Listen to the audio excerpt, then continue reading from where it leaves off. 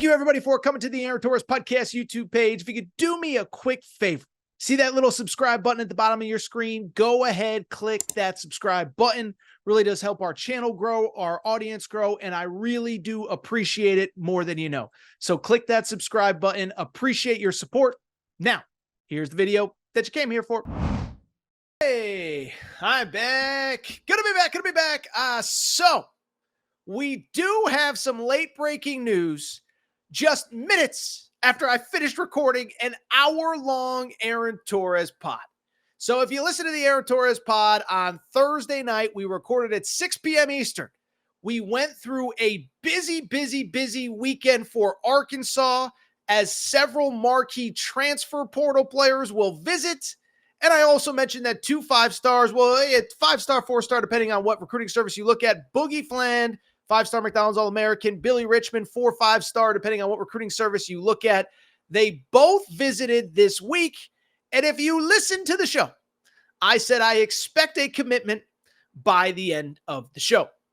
Well, we got off air about 7:13 Eastern time or so, 6:13 Central time. And about 20 minutes later, the commitment that I told you was coming, it came late. And so what I'm doing now is just a quick reaction to the latest news that John Calipari has added yet another 5-star superstar to his roster as Boogie Fland, 5-star McDonald's All-American from New York City, has committed to the Arkansas Razorbacks. Arkansas's third player to commit to John Calipari, joining, of course, Zvonimir Ivisic, who joined him from Kentucky, and then also, on top of that, Carter Knox, who committed earlier this week. And so with Arkansas putting together what I believe will be a top 10 roster when it's all said and done, I just got one question for you. Can anyone stop the Big Pig Invasion? That's right. Can anyone stop the Big Pig Invasion? By the way, we got the t-shirts available at AaronTorresOnline.com. And as you can see on the scroller, make sure you're following the Arkansas account, Torres on the Hogs.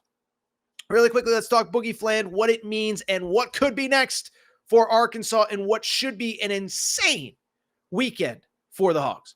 First of all, I love Boogie Fland, okay? 6'3" guard. You know, listen, like any 18-year-old, needs to put on some weight, needs to put on some size. It happens, whatever. We were all either too skinny or too chubby when we were 18 years old. I was the latter, not the former. But I bring it up because other than that, dude's a hooper. 6'3", 3-level scorer, can get to the rim, can finish at the rim, can finish through traffic, can finish through whatever, but also can step out and hit a three. And so when I've watched all these high school players, I don't think he's the number one player in America, but you talk about a guy that I believe can come in and have an impact similar, frankly, to like what Rob Dillingham did this year at Kentucky. I think Boogie Fland can be that guy at Arkansas next year. Not going to be their leading scorer, not going to be their best player, not going to be first team all SEC. But guess what? That's okay because John Calipari is putting together a roster where he doesn't have to be, but he can be very special. He can be, again, a Rob Dillingham type, 12, 13 points a game, 6-man role, third guard, whatever, and have a very successful year. By the way, this news was not shocking. I told you it was coming during the live stream on Thursday night, but also worth noting, by the way, on top of that, just the recruitment played out where it was always going to be Arkansas. Kentucky, listen, Mark Pope is doing his own thing. I'm not here to criticize how anybody puts their roster together. He's got to do what he thinks is best for that program. And I look at that program and I sit there and say, if Mark Pope doesn't want him, that's fine. But Kentucky didn't feel like an option. Orlando Antigua, who recruited him to Kentucky, has left for Illinois. I didn't think Illinois could get back in this late. And it didn't really feel like Boogie Fland really considered any other options other than to follow John Calipari to Arkansas.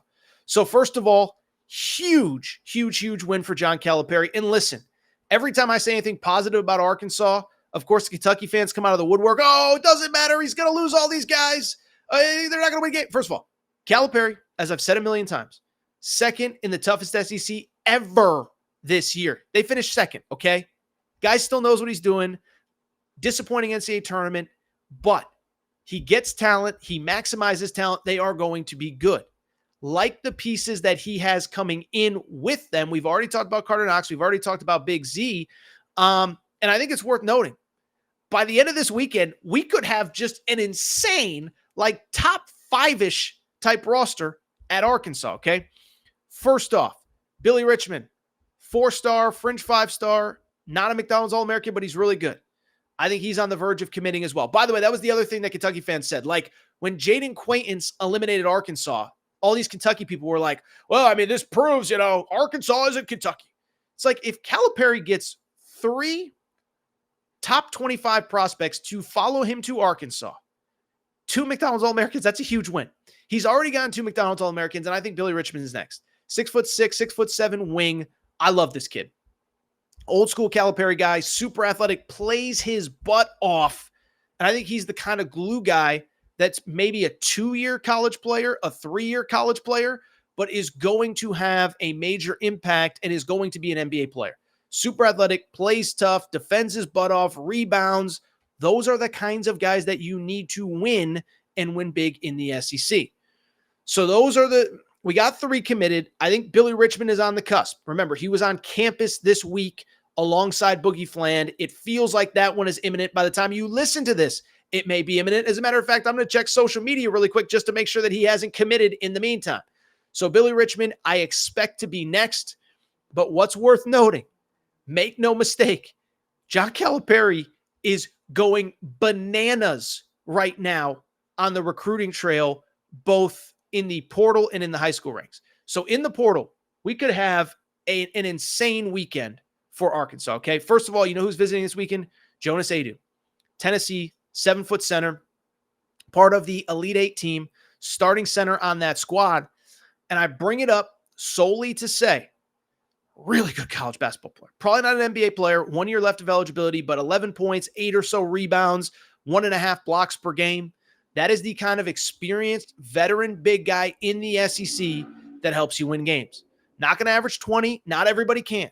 But a guy that protects the rim, plays defense. I think Calipari, there's going to be a renewed emphasis on defense after what happened this past year. And I love the blend of, he appears to be very much pursuing big name portal guys as well as the high school kids. Jonas Adu will visit this weekend. It is worth noting Baylor is perceived the favorite, but guess what? If Baylor Baylor had him on campus last weekend. If Baylor doesn't close the deal, then guess what? The bottom line remains that he's available, and maybe he didn't get what he was expecting out of Baylor, but he's on campus this weekend. No one else is on campus this weekend. This news broke during my show. Brandon Garrison, 6'11", former McDonald's All-American, also will be visiting Arkansas this week. So it feels like Calipari's bringing everybody in and saying, okay, you want this spot, come take it, because I don't got roster room for all of you. You want the money, you want the NIL, you want the opportunity to play here, come in. Brandon Garrison, I love, was a freshman last year at Oklahoma State. He's raw, a little rough around the edges, but 7.5 points, great rebounder. Another guy like Jonas Adu that really, he's a within 5 feet of the basket kind of guy, but you throw it down to him, he's going to finish. Listen, if you can average 7.5 a game in the Big 12 as a true freshman, you're a monster, okay? Because that is a fearless, tough, physical league, and that kid was asked to play center in that league. So I love Brandon Garrison. I'll be honest, Arkansas fans, you can disagree with me if you want. If I had to choose between Brandon Garrison or Jonas Adu, I don't imagine you take both. I probably would want Brandon Garrison because he's only a sophomore. He's going to develop, probably be at least 2-3 year guy at Arkansas, but we'll see what happens. The thing I like about both of them, and neither are committed as I record here, I think they fit nicely with Big Z, though. Big Z is kind of that stretch 5, can step out, can hit threes. Brandon Garrison, Jonas Adu are guys that you can play with Big Z. Big Z can step out, play the 5. Then on defense, he can come play down low, or he could play the 5 when Brandon Garrison is out of the game. If Jonas Adu is in foul trouble, whichever one they take. Again, I don't think they take both. I think there's an opportunity there for both of those guys. Finally, the last big name that you absolutely need to know, who there is a lot of smoke around Arkansas, Johnell Davis, who in my opinion is the best remaining player in the portal. Johnell Davis, 6'4" guard from Florida Atlantic. I've said it a million times. Led Florida Atlantic to the Final Four last year, was elite then, was even better this year.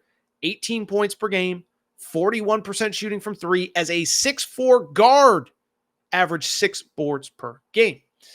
And so I just bring it up because I think this kid, everything feels like it's trending towards Arkansas, okay? Remember, and I keep saying this, if you want to sit there and say, oh, Calipari does this, Calipari does that, whatever.